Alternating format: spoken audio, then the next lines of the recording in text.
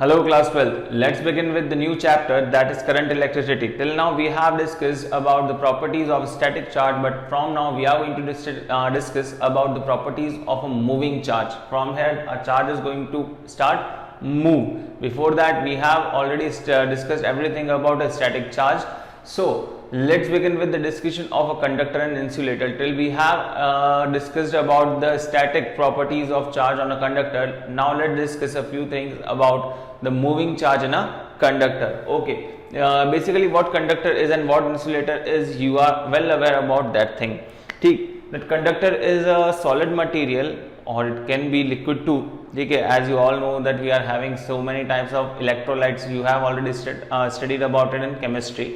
So here in physics we are going to discuss about solid conductors like metals. Okay, if I talk about metal, then it is a collection of atoms or molecules. It can be atom, can be molecule. So it is a collection of atom and molecule whose few electrons are free to move. Okay, they all are not completely bounded to the nucleus. Like if it is a nucleus, the plus charge is here, a few will be in orbit, whereas rest will be present in a form of cloud. ठीक है, सब क्या होंगे, cloud के अंदर यहाँ पे present होंगे.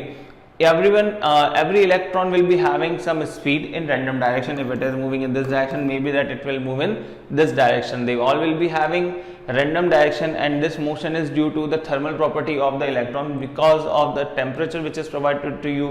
The temperature it is exposed to, even room temperature, due to that particular temperature these electrons are moving in random direction and making no sense. ठीक है, इसमें कोई सेंस नहीं आएगा, इससे कोई भी इलेक्ट्रिक करंट फ्लो नहीं होगी. ठीक, whereas if I talk about insulators, all the electrons are bounded to the nucleus. No electron is allowed to move freely in the space.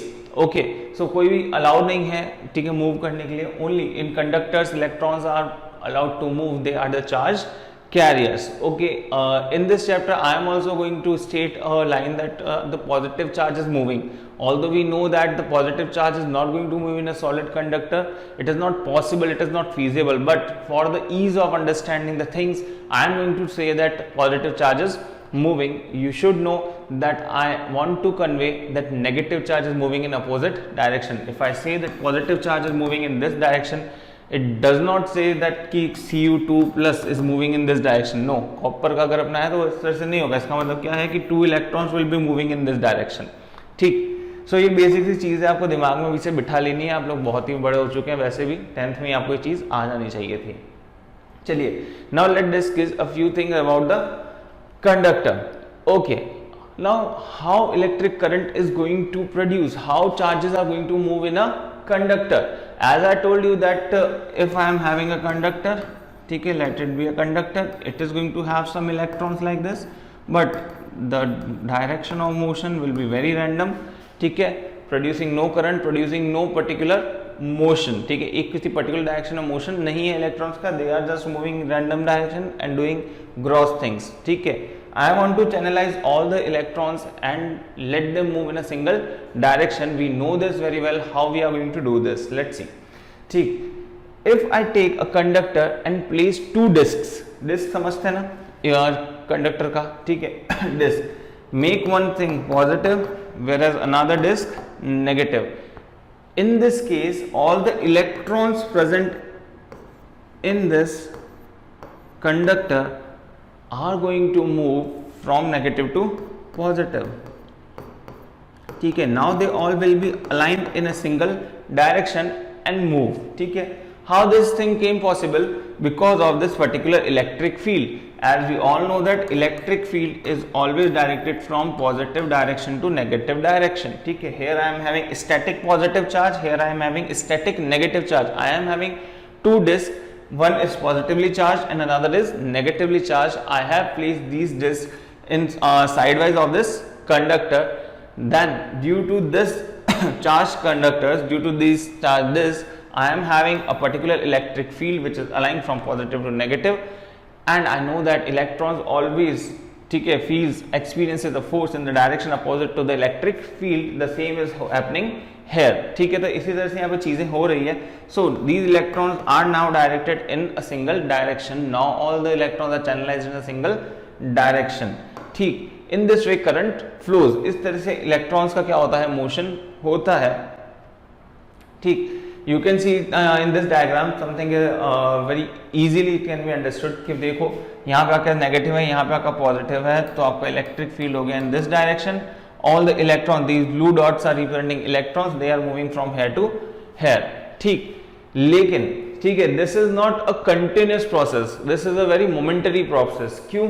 क्योंकि लेटर्स से कि हमने क्या दिया इसको 3e माइनस का चार्ज दिया या 3e प्लस का चार्ज दिया. ठीक है, प्लस 3 इलेक्ट्रॉन जितना चार्ज दिया इसको, माइनस 3 इलेक्ट्रॉन जितना चार्ज दिया.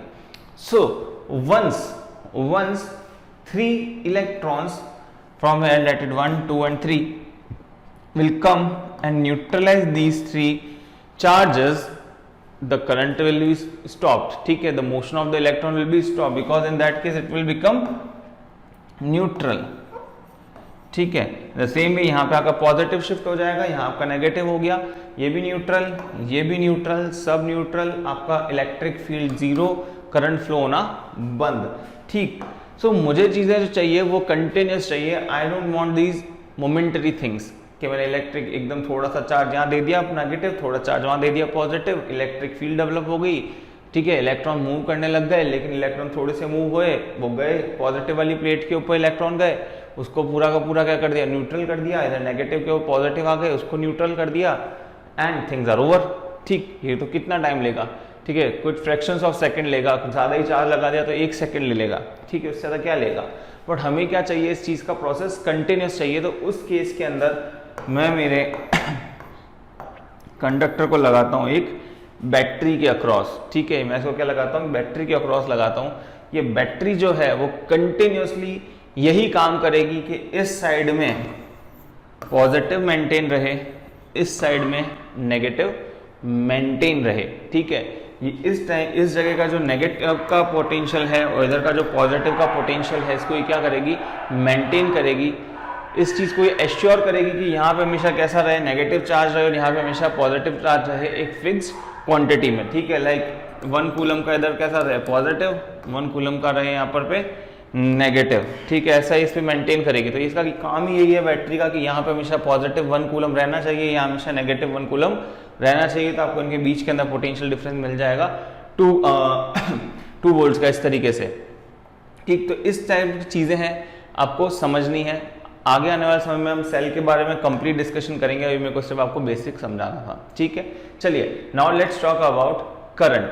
Okay, as we all know that electric current क्या होता है. Electric current is the rate of flow of charges from a unit area of cross section. इसका मतलब क्या है, like if it is a conductor and these yellow dots are representing electrons और charges, so I am going to take any arbitrary area of cross section. Area of cross section का मतलब अभी समझ लीजिए कि अब जो भी, जैसे अब ये अगर मैं रिमोट है, ठीक है, इस रिमोट का एरिया ऑफ क्रॉस सेक्शन क्या है, ये स्क्वायर रेक्टेंगल जैसा बन रहा है, वो इसका क्या है, एरिया ऑफ क्रॉस सेक्शन. अगर मैं पेन की बात करता हूँ तो इसका एरिया ऑफ क्रॉस सेक्शन कैसा है, ये circular area of cross section है. हमेशा ध्यान रखिएगा, इसमें गलती कोई भी नहीं करेगा. सो इस particular area of cross section से कितना चार्ज आपका क्रॉस करता है in a particular time is defined as the electric current. तो लिख लीजिएगा, the rate of flow of charges through any area of cross section of a wire is called electric current. ठीक है, flowing through it. सो अगर मैं आपसे बोलूं कि इलेक्ट्रिक करंट हुआ क्या, तो आप बोलेंगे sir I is equals to charge upon time. ठीक, इसका मतलब क्या है कि एक यहाँ पे del Q amount of charge पड़ा था. ठीक है, यहाँ पे पड़ा था आफ्टर डेल टी टाइम, ये कहाँ दिख गया मुझे, यहाँ पर. ठीक है, इन डेल क्यू, ये जो डेल क्यू जो अगर चार्ज है वो डेल टी टाइम में से इधर से किधर शिफ्ट हो गया, इधर इस एरिया ऑफ क्रॉस सेक्शन को क्या कर गया, क्रॉस कर गया.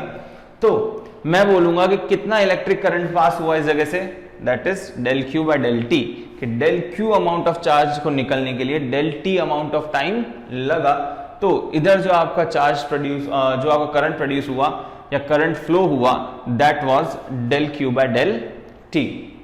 ठीक है, now if I say that I want to find out current at a particular time. ठीक है, लाइक तीसरे सेकंड पे, थर्ड सेकंड पे कितना आपका करंट पास हो रहा है. ठीक है, 3 सेकंड में कितना करंट पास हुआ, एक पर्टिकुलर टाइम पे मेरे को चीजें बात करनी है. तो उस केस के लिए मैं क्या करूंगा, लिमिट t टेंड्स टू 0.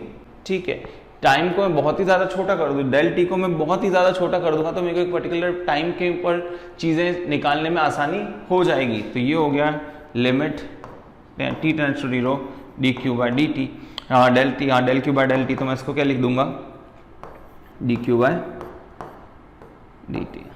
ठीक है, इस तरीके से मैं इस चीज़ को लिख सकता हूँ। ठीक है, जब लिमिट जो होती है वो 0 के बराबर हो जाती है डिनोमिनेटर की, तो हम इसको डेल से हटा करके डी के अंदर लेकर आ जाते हैं। ठीक है, ये आपको ऑलरेडी मैथ्स में पता होगा। चलिए, तो इसको हम लोग इस तरह से लिख सकते हैं। सो इसका एक और यूज है, लाइक मैंने बोला आपको I T is equals to D Q by D T. ठीक, तो अभी अगर मेरे को एक ऐसा कुछ दे रखा हो करंट, ठीक है, जो कि टाइम डिपेंडेंट हो, तो उस केस में मैं क्या कर सकता हूँ, आपका चार्ज भी फाइंड आउट कर सकता हूँ। कैसे, लेट मी टेल यू। ये ऐसा लिख सकता हूँ D Q is equals to I T D T, इसको इधर मल्टीप्लाई किया सिर्फ, ठीक है, क्रॉस मल्टीप्लाई। अब मुझे क्या चाहिए, किसी पर्टिकुलर टाइम पीरियड में चाहिए होगा, तो मैं क्या कर दूंगा, इसको इंटीग्रेट। ठीक, तो ये क्या हो जाएगा 0 से q, और ये हो जाएगा आपका टाइम 1 से टाइम 2। जितने भी टाइम के अंदर आपको देखना है कितना टोटल चार्ज ट्रांसफर हुआ इधर से इधर। जैसे मैंने बोला, बताओ time t is equals to 2 से लगा करके time t is equals to 4 तक कितना चार्ज ट्रांसफर हुआ, तो आप इसके अंदर लिमिट पुट कर देना from time t is equals to 2 to time t is equals to 4। ठीक, तो आपका आंसर आ जाएगा। तो ये हो जाएगा q is equals to integration t1 से t2 आई टी डी टी। ठीक, समझ में आया। अगर आपको q का फंक्शन दे रखा है, ठीक है, और आपको क्या फाइंड आउट करना है, i, तो आप क्या करेंगे, D Q T by D T. ठीक, और अगर आपको क्या दे रखा है, i का फंक्शन दे रखा है और आपसे क्या पूछा है, q, तो आप क्या करेंगे, q is equals to integration t1 से t2 आई टी डी टी। ठीक है, चार्ज फाइंड आउट करना है तो आप करेंगे इंटीग्रेशन, करंट फाइंड आउट करना है आप करेंगे डिफरेंशिएशन। ठीक है, डिपेंडिंग अपॉन कि आपको किस चीज का फंक्शन दे रखा है। चलिए, let's get on a few question to understand the thing. तो उससे पहले मैं आपको बता देता हूं कि एसआई यूनिट क्या होती है। ठीक है, SI unit of the current is ampere. ठीक है, एम्पेयर का क्या मतलब है कि 1 ampere is equals to 1 coulomb upon 1 second. इसका मतलब क्या है कि अगर जो आपका ये एरिया ऑफ क्रॉस सेक्शन है, एक पर्टिकुलर कोई भी मान लें, ठीक है, इधर क्या था, 1 कूलम था, अगर 1 सेकेंड के अंदर ये यहाँ से यहाँ आ गया, ठीक है, पूरा 1 सेकेंड के अंदर 1 कूलम चार्ज इधर से उठ करके यहाँ पर पे आ गया, तो आप लोग इसको ऐसा बोलेंगे that the current flowing through this conductor is of 1 ampere magnitude. ठीक है, आप इस टाइम में बोलेंगे कि इसका क्या है, 1 एम्पेयर क्या है, इसका मैग्नीट्यूड है। अगर 2 कूलम आ जाता है तो आप बोलेंगे कि 2 एम्पेयर इसका मैग्नीट्यूड है। ठीक है, depending upon how much time is taken by how much amount of charge to transfer itself from one side of area of cross section to the other. ठीक, तो सिंपल सा आप लोग यहाँ पे तो समझ ही गए that 1 ampere is that amount of the amount of current is said to be 1 ampere when it takes 1 second to transfer 1 coulomb of charge from one side of an area of cross section to the other। ठीक, इसको लिख लीजिएगा और इस तरह से इसको समझें। चलिए, अभी इसके बाद कर लेते हैं कि that it is a tensor quantity. मतलब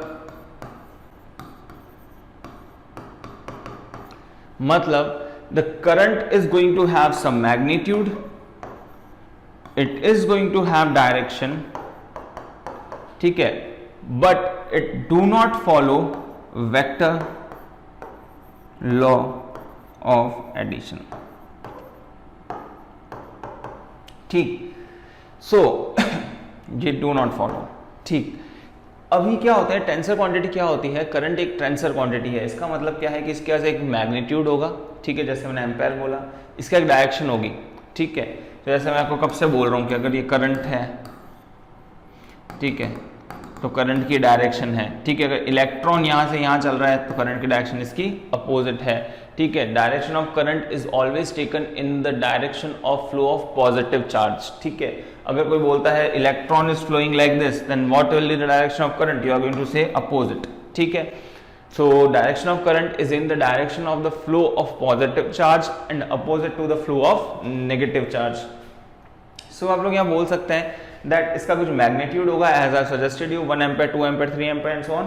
It is going to have some direction but they are not going to follow vector law of addition. इसका मतलब क्या है, if 1 ampere current is flowing from this, अगर 2 ampere यहाँ से आ रही है, ठीक है, तो इसके अंदर कितनी होगी करंट टोटल, यहाँ से 1 आ रही है, यहाँ से 2 आ रही है, तो इसमें कितनी होगी, आप क्या बोलेंगे कि सर इसके अंदर कितनी हो जाएगी, 3 एम्पेयर करंट हो जाएगी।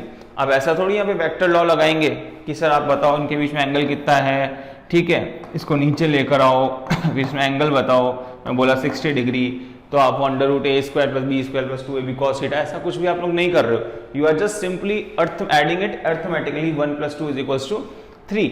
सो this tensor quantities are those kind of quantities which are going to have some direction, which are going to have some magnitude, but they are not going to follow the vector law of addition। जैसे हम लोग तार होता है, ठीक है, अब ना वायर है, वायर का तार है, उसको गोल गोल गोल गोल करके रख दे तो क्या उसका डायरेक्शन थोड़ी चेंज होती है, मैग्नीट्यूड थोड़ी चेंज होता है, फर्क नहीं पड़ता है, ठीक है। तो it do not follow the vector law of addition, it is having some magnitude and it is having some direction. Done. So याद रखिएगा current is a tensor quantity. In general way we also say that current is a scalar quantity।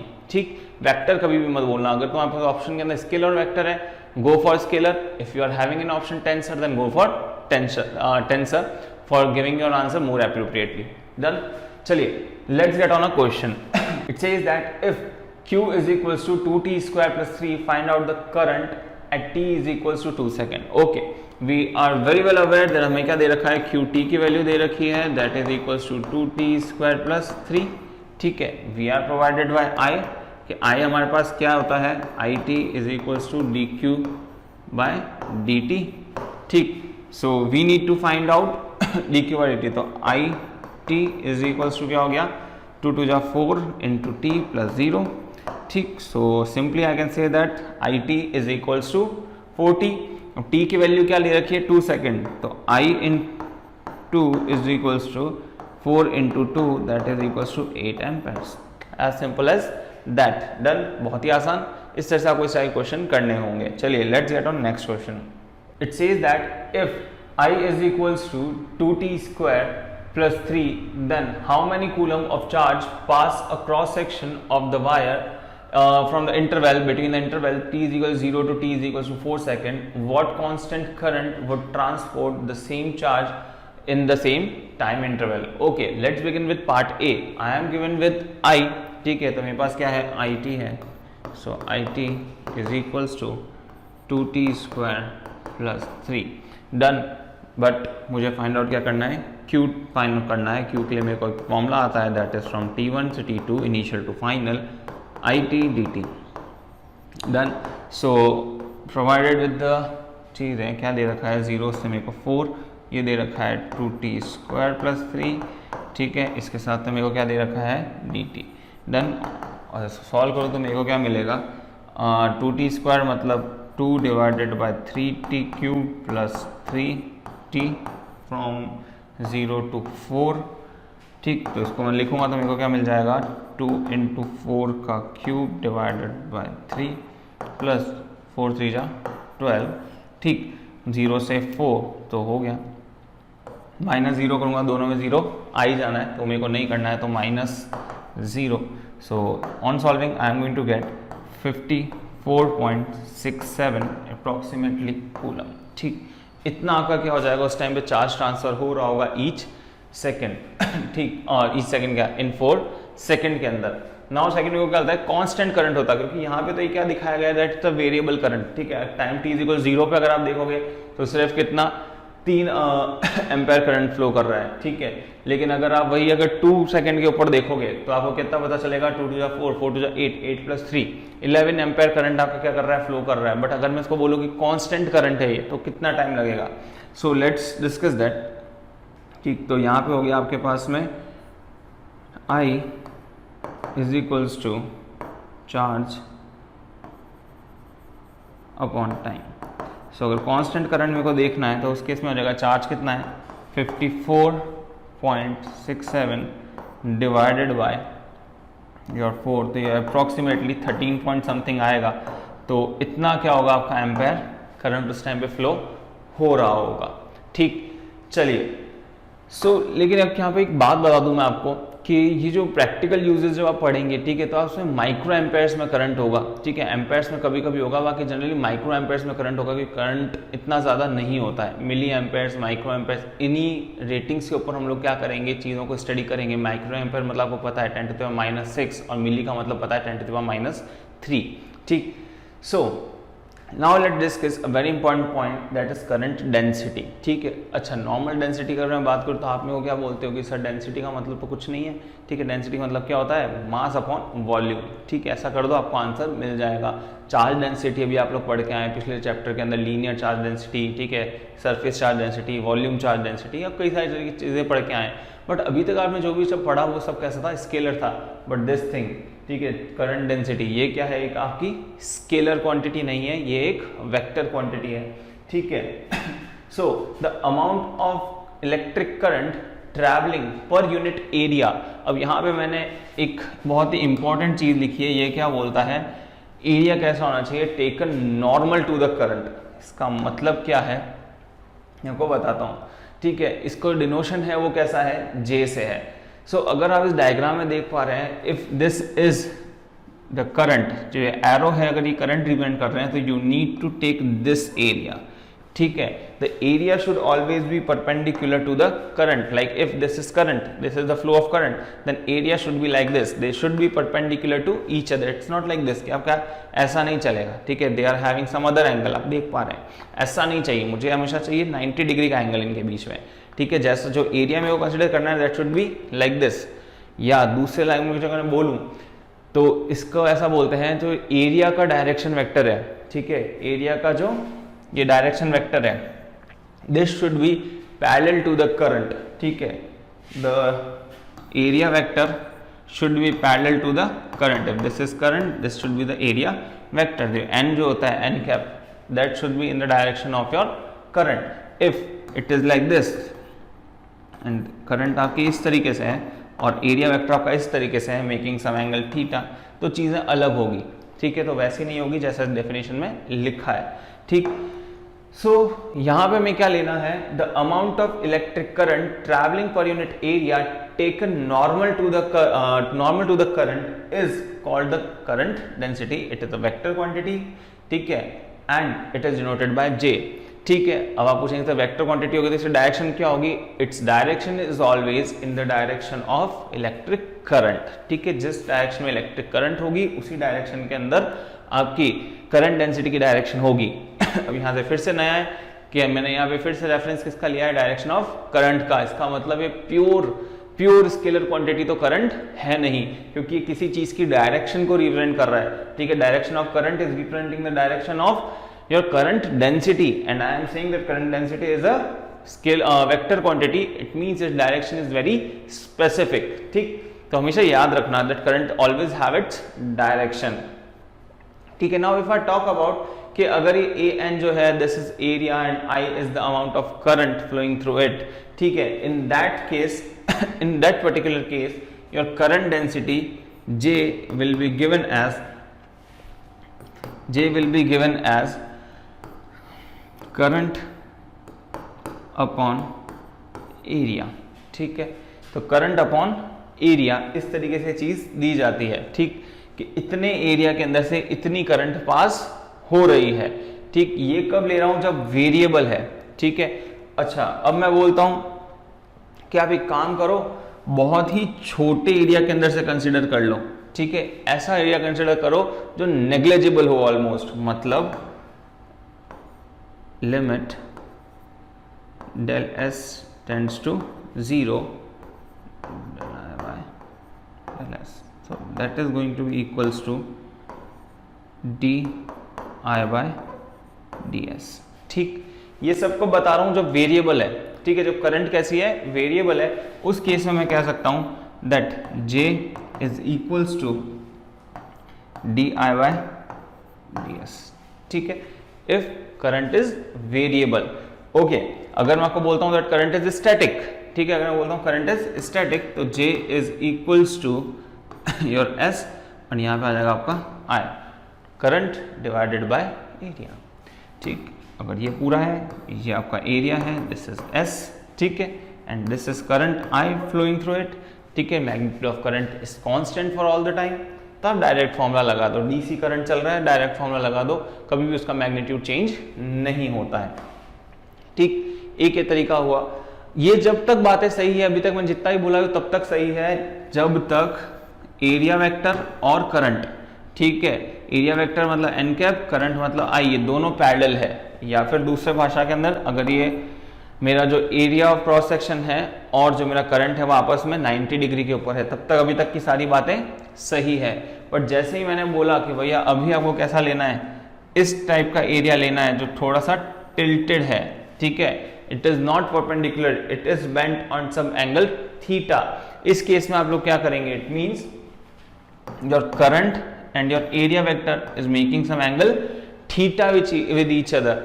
तो अब यहाँ पे आपको क्या लेना है, डेफिनेशन तो क्या बोल रही है, take area which is normal to the current. It means you are going to resolve this particular area in its perpendicular part and to perpendicular, ठीक है। एक ऐसा हो जाएगा बेस पे, एक ऐसा हो जाएगा इस तरीके से। तो this will be your this will be your del S cos theta and this will be your del S sine theta, ठीक है। ये आपका हो गया कौन सा, कॉस थीटा, ये आपका साइन थीटा, क्योंकि ये जो आपका एरिया है इसका एंगल कैसा बना रहा है, थीटा बना रहा है। तो यहाँ पे जहाँ पे थीटा बनता है वो कॉस थीटा होता है, जहाँ थीटा नहीं बनता है वहाँ साइन थीटा होता है। बहुत सिंपल सा याद रखना होता है, ठीक है। बाकी आपको वेक्टर रिजोल्यूशन तो आता ही है, ठीक। अगर ये आपका ये आपका एरिया है, ठीक है, ये आपका एरिया है डेल एस, ठीक, and this is making theta with this thing, ठीक है। ये अगर परपेंडिकुलर ड्रॉ करता हूँ एक इस साइड से, तो ये इसके साथ थीटा बना रहा है, तो ये हो जाएगा आपका del S cos theta and ये हो जाएगा आपका del S sine theta. Now this is not going to contribute anything, ठीक है, क्योंकि आपका एरिया ये कैसा है, नीचे है, ऐसा एरिया है, करंट तो ऐसे फ्लो हो रही है, तो इन दोनों का कोई आपस में लेना देना है नहीं। जो लेना देना है वो कौन से है, इस वाले से, कि यहाँ पे आपका एरिया है और ऐसे ऐसे आपकी करंट जा रही है। So this area is going to contribute in finding out the current density, whereas the area which is located over here, it is not going to contribute anything, only this area is going to contribute, this is worthless, okay. So now I can write that J is equals to del I divided by del S cos theta, ठीक। So I can write it like this, that J del S cos theta is equals to del I, ठीक। In the same way आपके cos theta है, इसका मतलब ये कौन सा product है इन दोनों के बीच में, डॉट प्रोडक्ट, तो del I is equals to J dot D S, ठीक। हम इसको इस तरह से लिख सकते हैं। अब मेरे को अगर एरिया डेंसिटी दे रखी है, ठीक है, सॉरी करंट डेंसिटी दे रखी है, ठीक है, एरिया दे रखा है, एरिया मेरे को पता है, ठीक है, कहाँ से कहाँ तक जाना है, तो उस केस से मैं आई निकाल सकता हूँ, that I is equals to integration J D, ठीक। इस चीज को आप लोग लिख लें, ठीक है। इंटीग्रेट किया है दोनों साइड में और कुछ नहीं किया है, कि यहाँ पे मैंने केवल लिमिट 0 ले ली, दोनों साइड में इंटीग्रेट कर दिया, ठीक है। वहाँ से मेरे कोई चीज़ मिल जाएगी। इनके बीच में कैसा है, डॉट प्रोडक्ट है, भूलना मत। जैसा गॉस लॉ में काम लिया था वैसे इसको यहाँ पे भी काम लेना है, ठीक है। तो I is equals to integration J dot D S, ठीक है। यहाँ से आप आई फाइंड आउट कर सकते हैं अगर आपको करंट डेंसिटी दे रखी है और एरिया के बारे में आपको नॉलेज है तो, ठीक। चलिए let's get on next example. An electron beam has an aperture of 1.0 mm square, a total of 6.0 into 10 to the power 10 electrons go through an perpendicular cross section per second. Find out the current and the current density of the beam. Okay, solution पहले हमें जो given है वो एक बार note down कर लेते हैं। तो सबसे पहले हमें एरिया गिवन है, that is equals to 1.0 into, ठीक है, 10 to the power योर 6 कैसा माइनस के अंदर मीटर स्क्वायर, ठीक है। मैंने mm स्क्वायर को मीटर स्क्वायर में चेंज किया, इसलिए 10 to the power -6 लिखा है। डन। फिर हमें चार्ज दे रखा है, तो डायरेक्ट नहीं दे रखा है, वो ई की फॉर्म में दे रखा है। हमें पता है Q is equals to N E, N कितना है आपका 6 into 10 to the power what 10 into E कितना होता है 1.6 into 10 to the power -19, so इसको हम सॉल्व करें, हमें आएगा 9.6 into 10 to the power minus 9, ठीक है, कूलम्स। चलिए आगे बढ़ते हैं। यहाँ के बाद हमें क्या बोला है, आई निकालने को। आई इज इक्वल टू क्या होता है, Q by T. What Q is 9.6 into 10 to the power minus 9 coulomb divided by time is 1 second. तो answer is going to be 9.6 into 10 to the power minus 9 coulomb, sorry coulomb नहीं, ampere. Done. अगला क्या बोला है हमारे पास में, बोला है करंट डेंसिटी निकालो, that is equals to I divided by perpendicular area of cross section. And by grace of God हमें बोल रखा है कि यहाँ पे परपेंडिकुलर ही है ये एरिया ऑफ क्रॉस सेक्शन, तो ये हो जाएगा आपका 9.6 into 10 to the power minus 9 divided by your area, that is equals to 1 into 10 to the power minus 6। ऊपर जाएगा, इसको कैंसिल करेगा, so it is going to 3। तो 9.6 into 10 to the power minus 3, ठीक, minus 3 ampere per metre square.